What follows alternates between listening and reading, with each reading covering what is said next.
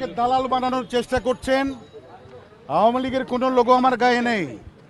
আমি মমতাজের জন্য, একজন কলিগের জন্য তার অনুরোধে ভোট চেয়েছিলাম, সেটা কাটিং করে নিয়ে, টাকার বিনিময়ে আমি গান গাইতে গিয়েছিলাম। হ্যাঁ, এটা কাটিং করে নিয়ে ফেসবুকে ছড়াচ্ছেন। যেহেতু আমি তারেক রহমান সাহেবের মঞ্চে বক্তৃতা রেখেছি, আমি সহ মনির খান সহ আমরা ঠাকুরগাঁয়ে গিয়েছিলাম।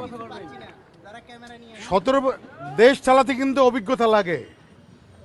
আমি মনে করি তারেক রহমান সাহেব তিনবার প্রধানমন্ত্রীর ছেলে, শহীদ জিয়ার ছেলে, তারেক রহমান রাষ্ট্রপ্রধানের ছেলে, তার অভিজ্ঞতা আছে। দেশ চালানো কিন্তু ইউনিয়ন চালানো এক না, দেশ চালাতে হলে অভিজ্ঞতা থাকতে হবে। উনি 17 বছর পড়াশোনা করেছেন, দেশে ফিরেছেন, মাটি হাতে নিয়েছেন, উনি দেশকে ভালোবাসেন, সুন্দর দেশ গড়তে চান।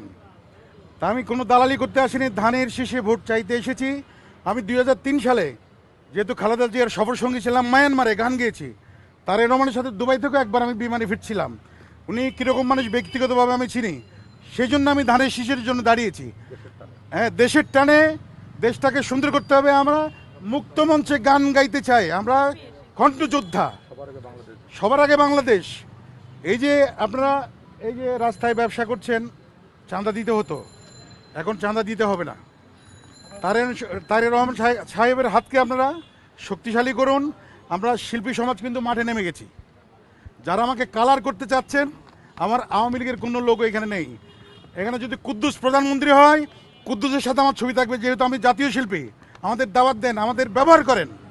তাই বলে আমি তো আওয়ামী লীগের দালাল না, আমি ধানের শীষের দালাল। এখন বলবো, কারণ তারা দাঁড়িয়েছেন, আমি কাকে ভোট দেব?